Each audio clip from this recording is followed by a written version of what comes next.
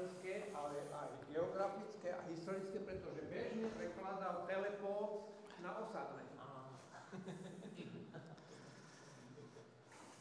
Takže dobrý deň, prajem. Som rád, že ste vydržali až do konca. Tak ja by som vám rád predstavil vlastne trošku zoširšia celkový príbeh vojnového cintorína v Košiciach.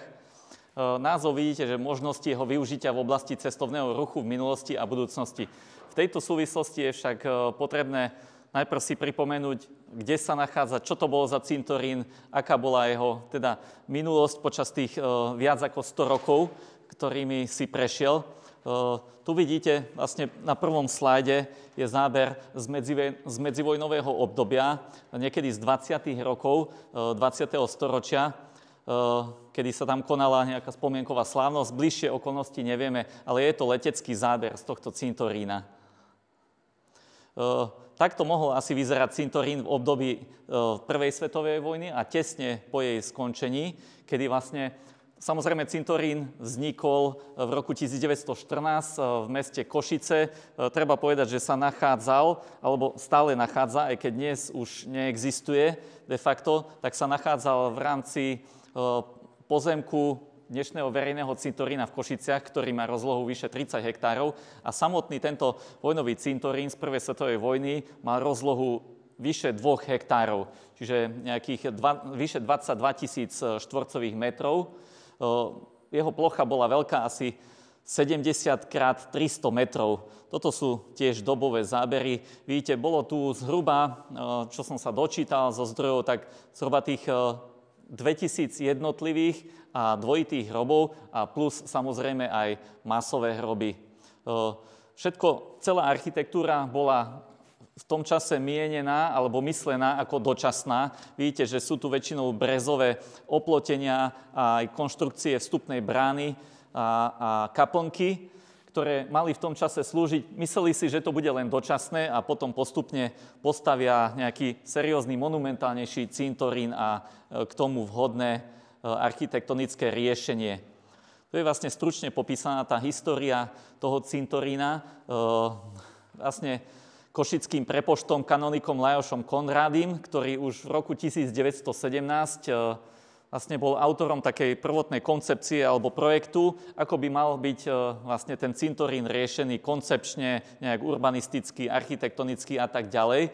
Dokonca v jeho knihe sa dočítame, že celý tento projekt bol aj zbudovaný do nejakej 3D podoby, ale žiaľ, toto aj po konzultácii s kolegami z viacerých inštitúcií mesta Košice sa nám nepodarilo nájsť. Nie je dochovaná o tom žiadna zmienka, ani pamiatka teda. Čiže tu vidíte takú koncepciu, že mal tam byť jeden centrálny pamätník o výške zhruba 25 metrov s nejakým návrším monumentálnym, kde mal byť nejaký turul, proste chrániaci to územie Uhorska a iné prvky, ktoré mali dotvárať ten cintorín. Avšak pôvodne bol plánovaný pre oveľa menší počet vojakov. V tom 14. roku, keď bol zakladaný, si nemysleli, že vojna bude trvať až do 18. roku a že tam budú nakoniec pochované tisíce vojakov padlých aj na Karpatskom fronte, samozrejme.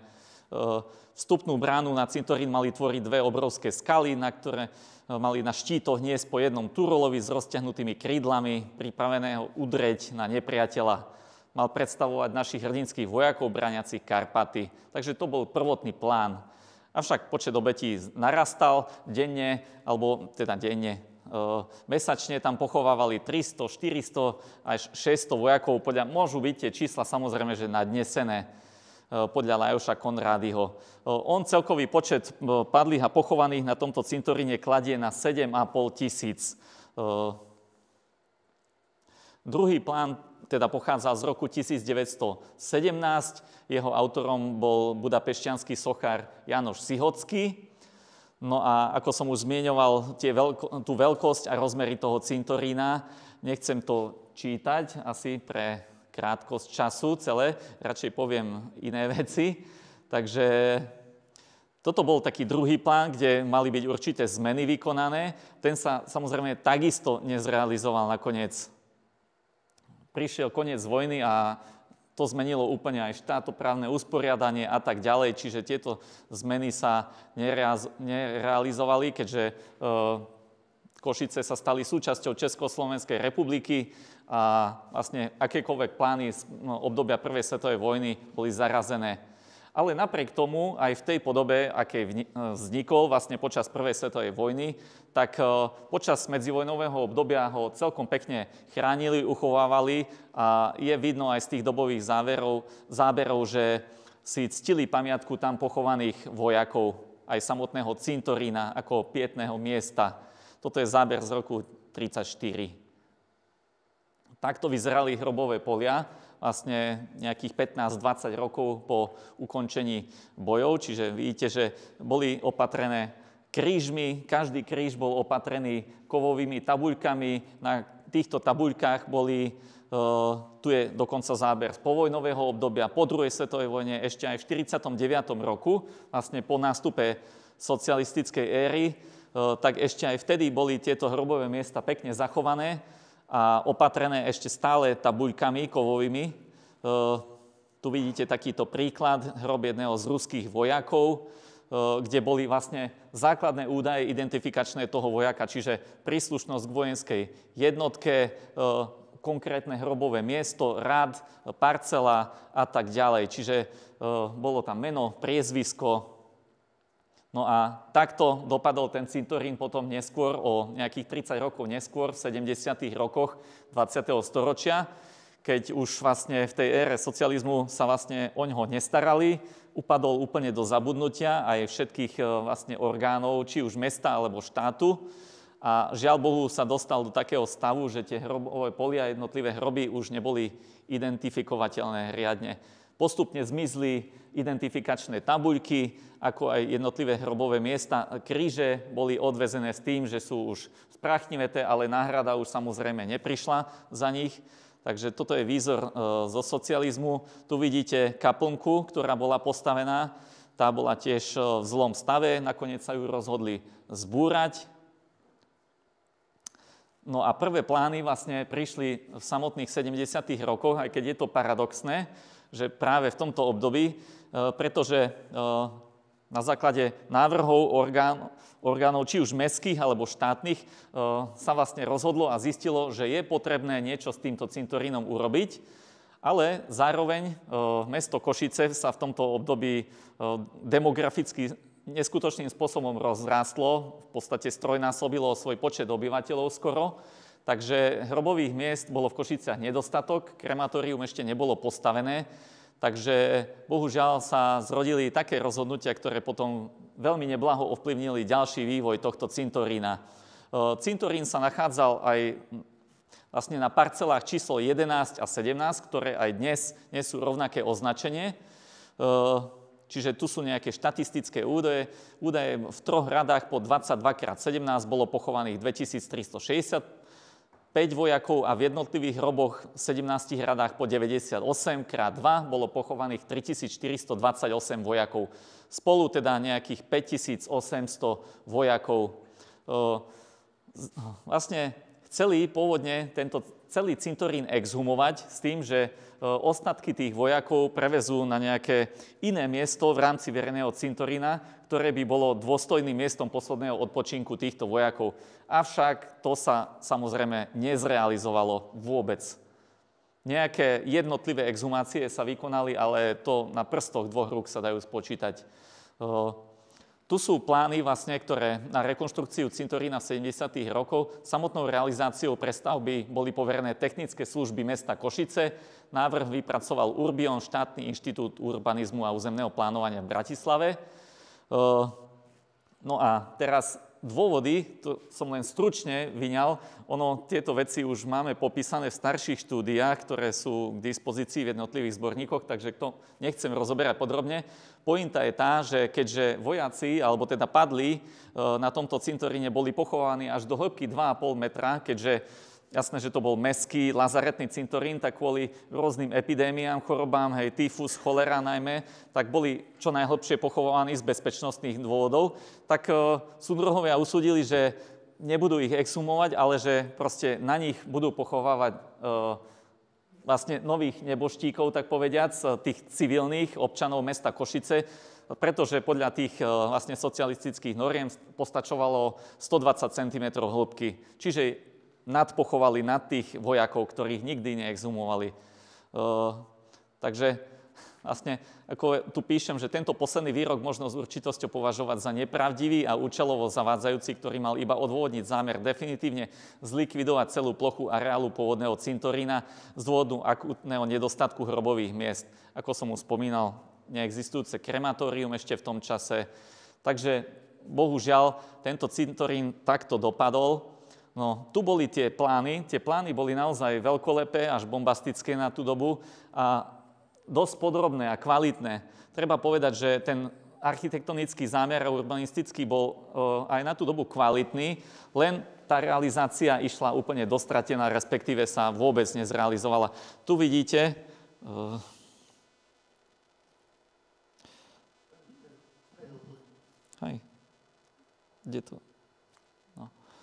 tu vidíte vlastne tie parcely 11 a 17, a tu mal byť umiestnený taký centrálny pamätník, tomu sa ešte potom vrátime.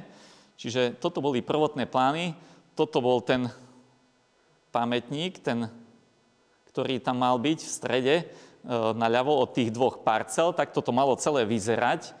Takže toto boli zhruba plány. Tu vidíte takúto zvoničku s umieračikom.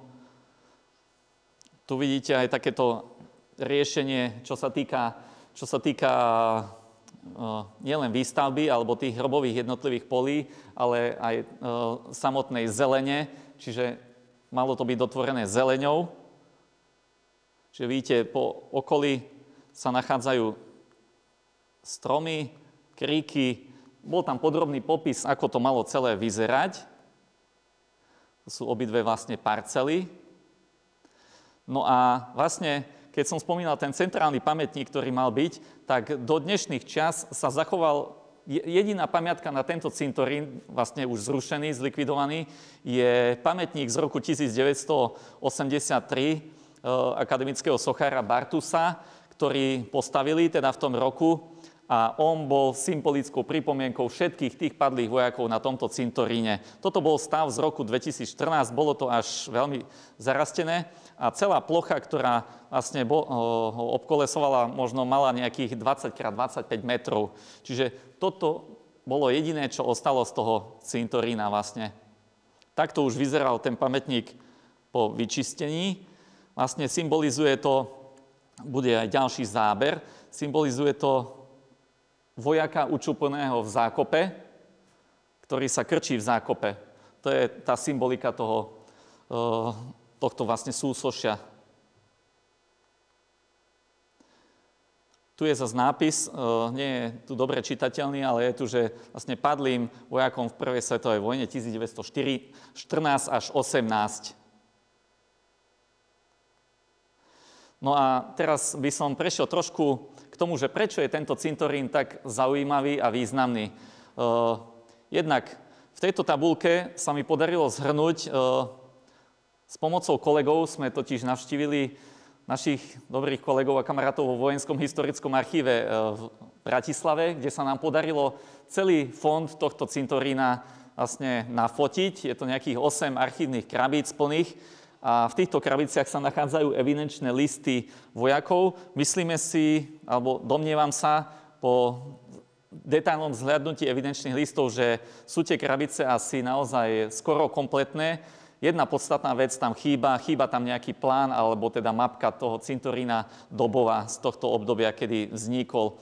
Ale tu do tejto tabuľky som zhrnul, vlastne som štatisticky rozdelil tie evidenčné listy podľa toho, keď sa mi to podarilo identifikovať a bol ten evidenčný list vyplnený, tak tých vojakov som samozrejme rozdelil podľa dnešných existujúcich krajín a takéto čísla to vydalo. Teda vidíte, že z ktorých krajín asi bolo koľko vojakov zhruba. Tam, kde sú otázniky, tak to je preto, lebo neboli tam bližšie identifikačné znaky nejakých jednotiek a podobne, čiže ťažko sa dalo určiť, identifikovať, že na ktorej strane vlastne barikády bojoval, že či bojoval za dohodové štáty alebo za centrálne mocnosti, lebo nie všetky evidenčné listy boli samozrejme dobre vyplnené. Najlepšie boli vyplnené práve evidenčné listy tých českých a slovenských a maďarských vojakov. Čiže dokopy to predstavuje 24 štátov dnešných, z ktorých pochádzali vojaci, ktorí sú pochovaní na tomto cintoríne. A dokopy ten konečný údaj zatiaľ som stanovil na 6596. Samozrejme môžu byť nejaké aj duplikáty, čiže ešte sa to bude musieť upresniť, keď sa podarí všetkých dostať do nejakej prehľadnej tabuľky s konkrétnymi podrobnými údajmi toho, ktorého vojaka. Čiže z hľadiska toho perspektívy toho cestovného ruchu a vlastne určitej pietnej turistiky, ktorú už praktikujú v ostatných civilizovaných krajinách, ako je Slovinsko, Taliansko alebo hoci kde inde, tak tento cintorín môže byť veľmi významný aj pre vlastne samotných, či už bádateľov, alebo rodinných príslušníkov, potomkov tých padlých vojakov, ktorí sú tu pochovaní. Pretože na rozdiel od napríklad cintorína vo Veľkrope, kde poznáme iba pár mien, konkrétne po mene, tak tento cintorín je pravý opak. Tu tie mená poznáme. Čiže dajú sa väčšinou dohľadať tí jednotlivci, aj konkrétne až do dnešných čias. Dokonca som mal aj konkrétny prípad, že ma oslovila rodina z Maďarska a po 100 rokoch vlastne sa nám podarilo vlastne dosledovať cestu toho ich deda, alebo teda pradeda, ktorý bojoval na Karpatskom fronte v okolí Medzilaboriec a nakoniec ho previezli do Košíc a pochovaný bol práve v Košiciach. A to je jeden z mnohých prípadov. Takže tu je vlastne to, čo som už povedal, takže posuniem to ďalej. No a najnovšie plány s kolegom z Dejepisného klubu Košice, Gabrielom Segim, ktorý je pracovníkom archívu mesta Košice, kde sa takisto nachádzajú nejaké materiály k tomuto cintorínu, sme sa vlastne usilovali, alebo sa stále usilujeme o nejakú pripomienku, alebo aj keď nie je konkrétnu rekonštrukciu, ale pripomienku tohto cintorína, aby sme si dôstojne pripomenuli tých padlých, ktorí sú tam pochovaní, ale ľudia o nich nevedia, verejnosť o nich de facto nevie nič, pretože nie sú nikde riadne evidovaní. Tak toto sú najnovšie plány alebo štúdie vlastne architektonické, ktoré pripravili dvaja autorizovaní architekti v spolupráci aj s KVH Beskydy, aj s Dejepisným klubom Košice. A na magistráte vlastne sa to posunulo do takej fázy, aby magistrát s tým teda súhlasil mesta Košice, aby sa to posunulo do fáze realizácie. Toto sú plány, kde vlastne tu sú také oceľové veľké dosky alebo stély o hrúbke 15 mm, na ktorých majú byť umiestnené tabulky s tými menami padlých vojakov. Čiže takto by mala vyzerať finálna realizácia. Tu zase vidíte vstupnú bránu so symbolickým zvoncom, umieračikom. No a samozrejme aj okolie, terén má byť upravený do nejakej kultúrnej podoby. Toto je vlastne realita, to som fotil minulý týždeň pre porovnanie, čiže zatiaľ sa podarilo zrealizovať tú prvú fázu, nejaké tie chodníky, úprava miesta a zatiaľ sa umiestnili iba tieto dva kusy vlastne týchto oceľových stel, čiže ešte tá finalizácia s tými zoznamami mien, to ešte je otázne, že kedy sa nám to podarí pretlačiť u mesta Košice a kedy sa to zrealizuje, kedy sa to dostane do tej poslednej fázy.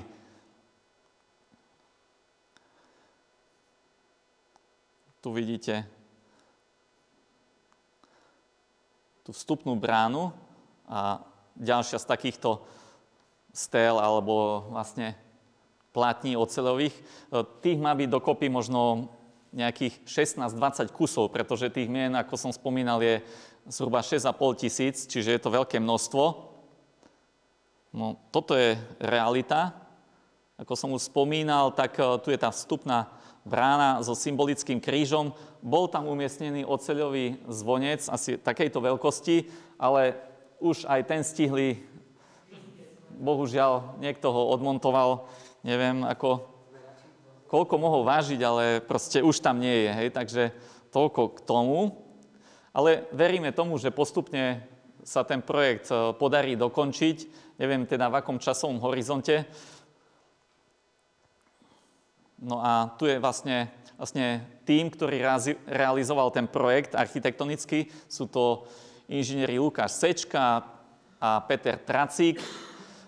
Oni realizovali to urbanistické a koncepčné riešenie cintorína, kde už som popísal vlastne tú plochu, kde na tej ploche, keďže je zhruba, oni to udávajú ako zhruba 6 000 padlých, tak vlastne medzi tými jednotlivými dlaždicami má byť umiestnených 6 000 krížikov ako symbolická pripomienka tých, alebo teda 600 krížikov ako symbolická pripomienka, jeden krížik za 10 vojakov.